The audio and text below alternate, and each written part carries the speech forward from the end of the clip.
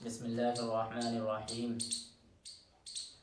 آج میں پھر آپ لوگوں کے سامنے حاضر ہوا ہوں، خلاصۃ القرآن کو لے کر حاضر ہوا ہوں، کیونکہ ہمارا تراویح میں پارہ پڑھا جا رہا ہے، قرآن کریم کو سنا جا رہا ہے۔ تو خلاصہ تراویح ہے ہمارا 19واں پارہ، لیکن اس سے پہلے آپ لوگوں کے سامنے ایک احادیث لے لیتے ہیں، پھر اس کے بعد چلتے ہیں خلاصۃ القرآن کی طرف۔ دیکھیں، حضرت عبداللہ بن عمر رضی اللہ عنہما نے کہا کہ رسول اللہ صلی اللہ علیہ وسلم رمضان کے آخری عشرے میں اعتکاف کرتے تھے۔ حضرت ابو ہریرہ رضی اللہ عنہ سے مروی ہے کہ رسول اللہ صلی اللہ علیہ وسلم ہر سال رمضان میں 10 دن کا اعتکاف کیا کرتے تھے، لیکن جس سال آپ صلی اللہ علیہ وسلم کا انتقال ہوا اس سال آپ صلی اللہ علیہ وسلم نے 20 دن کا اعتکاف کیا تھا۔ اور عروہ بن زبیر نے اور ان سے نبی کریم صلی اللہ علیہ وسلم کی زوجہ مطہرہ حضرت عائشہ رضی اللہ عنہا نے نبی کریم صلی اللہ علیہ وسلم اپنی وفات تک برابر رمضان کے آخری عشرے میں اعتکاف کرتے رہے۔ آپ صلی اللہ علیہ وسلم کے بعد آپ صلی اللہ علیہ وسلم کی ازواج مطہرات اعتکاف کرتی رہی۔ حضرت ابو سعید خدری رضی اللہ عنہ بیان کرتے ہیں کہ نبی کریم صلی اللہ علیہ وسلم رمضان کے دوسرے عشرے میں اعتکاف کیا کرتے تھے۔ ایک سال آپ صلی اللہ علیہ وسلم نے انہی دنوں میں اعتکاف کیا، اور جب 21ویں تاریخ کی رات آئی تو یہ وہ رات تھی جس کی صبح آپ صلی اللہ علیہ وسلم اعتکاف سے باہر آتے تھے۔ تو آپ صلی اللہ علیہ وسلم نے فرمایا، جس نے میرے ساتھ اعتکاف کیا اب وہ آخری عشرے میں بھی اعتکاف کرے۔ مجھے یہ رات خواب میں دکھائی گئی، لیکن پھر بھلا دی گئی۔ میں نے یہ بھی دیکھا کہ اسی صبح کو میں کیچڑ میں سجدہ کر رہا ہوں، اس لیے تم لوگ اسے آخری عشرے کی طاق راتوں میں تلاش کرو۔ چنانچہ اسی رات بارش ہوئی، مسجد کی چھت چونکہ کھجور کی شاخ سے بنی تھی اس لیے ٹپکنے لگی، اور خود میں نے اپنی آنکھوں سے دیکھا کہ 21ویں صبح کو رسول اللہ صلی اللہ علیہ وسلم کی پیشانی مبارک پر کیچڑ لگی ہوئی تھی۔ تو یہ اعتکاف کچھ باتیں تھیں، کچھ احادیث تھے اعتکاف سے متعلق، میں نے آپ لوگوں کو سنایا۔ اللہ تعالیٰ ہم لوگوں کو زیادہ سے زیادہ اعتکاف کرنے کی توفیق عطا فرمائے۔ چلیے خلاصۃ القرآن کی طرف چلتے ہیں۔ 19واں پارہ ہے، 19واں پارہ وہ قال الذین سے شروع ہے۔ اس میں سورہ فرقان کا بقیہ حصہ ہے جو کہ ابھی 18ویں پارے میں بتایا۔ اس کے علاوہ سورہ شعر ہے اور سورہ نمل بھی ہے۔ اسی بارے میں اس پارے کی ابتدائی آیتوں میں کفار مکہ کے لغو مطالبات کا ذکر کیا، بیکار کی باتوں کا، کہ کفار مکہ لغو مطالبات میں سے ایک یہ بھی تھا کہ وہ رسول اللہ صلی اللہ علیہ وسلم سے کہا کرتے تھے، جیسے تم پر فرشتے نازل ہوتے ہیں ایسے ہی ہم میں سے ہر ایک پر فرشتہ نازل ہونا چاہیے، تاکہ ہمیں پورا یقین ہو جائے کہ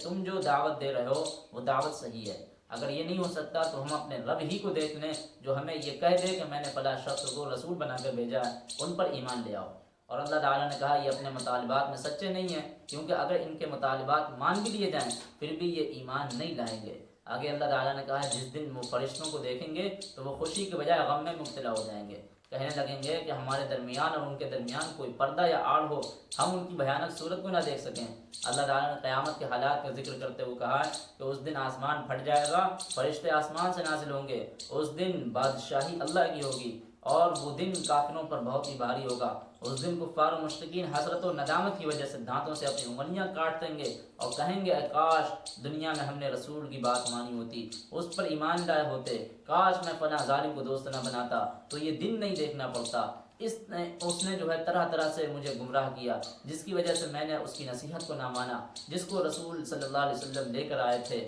قیامت کے دن رسول اللہ صلی اللہ علیہ وسلم کے سامنے مشرکین مکہ کے بارے میں شکایت کریں گے، اے میرے رب انہی لوگوں نے دنیا میں قرآن کے ساتھ بے اعتنائی برتی تھی، جب ان کے سامنے اس کی تلاوت کی جاتی تھی تو یہ لوگ اس کا مذاق اڑاتے تھے اور سیٹیاں بجاتے تھے، مختلف قسم کی آوازیں نکالتے تھے تاکہ یہ لوگ غور سے سن نہ سکیں۔ پھر اللہ تعالیٰ نے موسیٰ علیہ السلام اور نوح علیہ السلام کی قوم کا ذکر کیا ہے کہ ان کی قوم کے لوگوں نے ان کی بات نہ مانی، توحید کی دعوت کو قبول نہیں کیا تو وہ لوگ ہلاک کر دیے گئے۔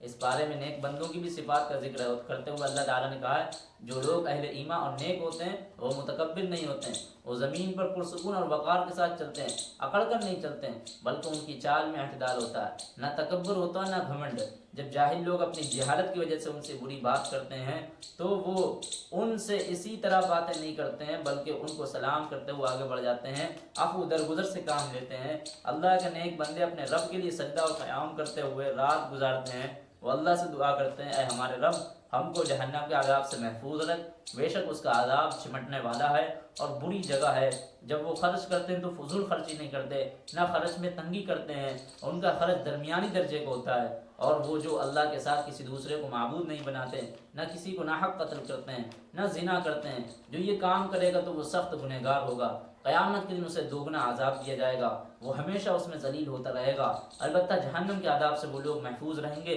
جو صدق و دل سے توبہ کر لیں گے، اللہ کے رسول، آخرت اور دین اسلام پر ایمان لائیں گے۔ اللہ کے نیک بندے ایسے ہوتے ہیں جو جھوٹ میں شریک نہیں ہوتے ہیں، جب بیہودہ کام کے پاس سے گزرتے ہیں تو باعزت گزر جاتے ہیں، جب ان کے سامنے قرآن کی آیتیں تلاوت کی جاتی ہیں تو وہ غور سے سنتے ہیں، وہ اندھے بہرے نہیں ہو جاتے، ان پر کوئی اثر نہ ہو۔ وہ لوگ اللہ تعالیٰ سے یہ بھی دعا کرتے ہیں، اللہ ہمارے رب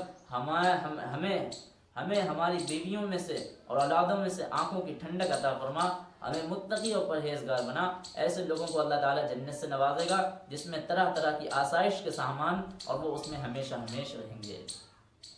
یہ صورت آپ لوگوں کے سامنے بیان کری ہے، اور نیک بندوں کی بھی صفات اور کافروں اور مشرکوں کا بھی آپ لوگوں کو بتایا گیا کہ وہ کیسے مطالبات کرتے تھے اللہ کے رسول سے، اور اللہ کے رسول سے کیا، وہ تو اللہ سے ہی مطالبات کرتے تھے، کہتے تھے جب ان کے پاس فرشتے آتے ہیں تو ہمارے پاس فرشتے کیوں نہیں آتے ہیں، ہمارے پاس بھی فرشتے بھیج دینے چاہیے تاکہ ہمیں بھی یقین ہو جاتا کہ یہ جو ہیں اللہ کے رسول ہے۔ پہلے تو یہی اقرار نہیں کر رہے تھے کہ نبی جو ہم میں سے جو بھیجے گئے ہیں یہ ہم ہی میں سے کیوں بھیج دیے گئے، انہیں تو کسی اور مخلوق میں سے بھیجنا چاہیے تھا، اسی کا اقرار نہیں کر رہے تھے۔ لیکن اس کے بعد پھر کہتے ہیں کہ یہ جو بھیجتے ہیں ان کے پاس فرشتے آتے ہیں، ہمارے پاس بھی فرشتے آئیں، چلو اچھا فرشتے نہیں آئے تو خود ہی ہم اللہ کو دیکھ لیں، تو اللہ کہتا نہیں، ایسے لوگوں کو نہیں بات ماننا ہے، اگر ان کو دکھا بھی دیا جائے تو پھر یہ بھی جب بھی ایمان نہیں لائیں گے، اور ان کو خود اس دن دکھ جائے گا جس دن ان کی آنکھیں پھٹ کے پھٹی رہ جائیں گی، یعنی قیامت کے بارے میں بتایا۔ اس کے بعد سورہ شعراء شروع ہے۔ اس سورت کی ابتدائی آیتوں میں نبی کریم صلی اللہ علیہ وسلم کو نصیحت کی گئی کہ اگر مشرکین مکہ آپ پر ایمان نہیں لاتے ہیں تو آپ اس کی وجہ سے غم نہ کریں، آپ کا کام تو صرف تبلیغ کرنا ہے،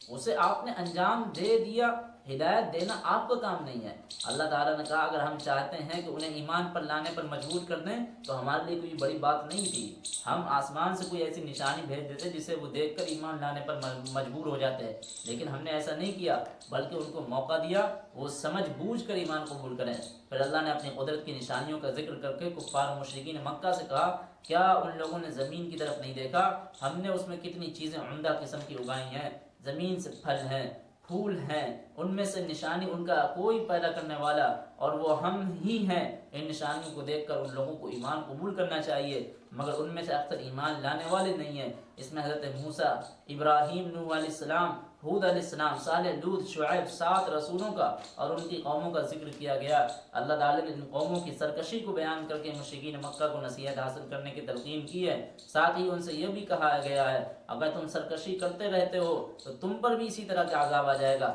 جس طرح گزشتہ قوموں پر عذاب آیا، اور وہ ہلاک کر دیے جائیں گے۔ کفار مکہ نے رسول اللہ صلی اللہ علیہ وسلم پر الزام لگایا آپ تو شاعر ہیں، آپ تو شاعر ہیں۔ اللہ تعالیٰ نے اس کی تردید کی، کہا آپ شاعر نہیں ہیں، آپ صلی اللہ علیہ وسلم جو کچھ کلام پیش کر رہے ہیں یہ اللہ کا کلام ہے، ان ھذا لسحر مبین، اللہ کی طرف سے نازل ہوا ہے، اس لیے اس پر ایمان لانا چاہیے۔ اس کے بعد سورہ نمل شروع ہے، اس میں قرآن کی عظمت کا بیان ہے، اس میں حضرت موسیٰ، حضرت سلیمان، حضرت داؤد، حضرت صالح، حضرت لوط علیہ السلام اور ان کی قوموں کے واقعات کو بھی بیان کیا گیا، ان میں ملک سبا کا بھی ذکر ہے۔ حضرت داؤد اور سلیمان کا ذکر کرتے ہوئے اللہ تعالیٰ نے کہا ان کو ہم نے علم سے نوازا تھا، پھر بتایا حضرت سلیمان کے بعد داؤد کو ہم نے ان کا وارث بنایا۔ سلیمان نے اپنی قوم کے لوگوں سے کہا ہمیں پرندوں کی بولیوں کا سمجھنے کا علم دیا گیا، ہمیں ہمارے رب کی جانب سے ہر چیز دی گئی، کسی چیز کی کمی نہیں۔ حضرت سلیمان نے یہ باتیں اللہ کے شکر کے طور پر کہی تھیں، فخر کے طور پر نہیں کی تھیں۔ اللہ نے سلیمان علیہ السلام کے لیے انسان، جنات، پرندے، چرندے سبھی کو مسخر کر دیا تھا، سب ان کے حکم کے تابع تھے۔ ایک سفر میں وہ اپنے لشکر کے ساتھ چیٹیوں کی وادیوں سے گزر رہے تو ایک چیونٹی نے کہا اے چیٹیوں اپنے بل میں داخل ہو جاؤ، کہیں سلیمان اور اس کے لشکر تمہیں کچل نہ دے۔ اس بات کو سن کر وہ مسکرانے لگے اور اللہ کا شکر ادا کرتے ہوئے دعا کی اے اللہ یہ آپ کا شکر ہے کہ مجھے اس نعمت سے نوازا۔ پھر ہدہد کا تذکرہ ہے کہ اس کو غائب پایا تو سخت ناراض ہوئے۔ ہدہد نے اپنے غائب ہونے کی وجہ بتائی کہ میں نے ایک ایسی خبر لے کر آیا ہوں جس کا آپ کو علم نہیں ہے، اور ملک سبا کے بارے میں پوری تفصیل بتائی جس کا ذکر قرآن کریم میں تفصیل سے موجود ہے، وہاں آپ مطالعہ کر سکتے ہیں۔ یہاں پر میں نے آپ کے سامنے خلاصہ رکھا ہے۔ تو یہ تھا 19واں پارہ جو کہ بتایا گیا حضرت سلیمان علیہ السلام کا آخر میں قصہ ہے۔ اس کے بعد کفار مکہ کی جو ہٹ درمی تھی وہ بھی بتائی گئی کہ جو ہے انہیں جو ہے حضرت شعیب، حضرت قوم ہود، اس طرح کے وہ جو تمام قومیں تھیں ان کے جو عذاب کا جو وہ تھا، ان کو مشرکین مکہ کو نصیحت حاصل کرنے کے لیے ان کے سامنے یہ سب باتیں بیان کی اللہ تعالیٰ نے قرآن کریم میں۔ اور مشرکین مکہ کی ہٹ درمی بتائی، اور اس کے بعد اسی پارے میں نیک بندوں کی صفات کا بھی ذکر کرایا کہ وہ اہل ایمان نیک بندے ہیں، وہ متکبر نہیں ہوتے ہیں، زمین پر پرسکان زندگی گزارتے ہیں، اکڑ کر نہیں چلتے ہیں، بلکہ ان کی چال میں بھی اعتدال ہے، ان کے رویوں میں بھی اعتدال ہے، ہر ایک کام میں ان کا اعتدال ہے۔ تو اللہ تعالیٰ چلیے ہم لوگوں کو کہنے سننے سے عمل کرنے کی توفیق عطا فرمائے، اور ساتھ ہی ساتھ میں خلاصۃ القرآن کو بھی سمجھنے کی توفیق عطا فرمائے، آمین۔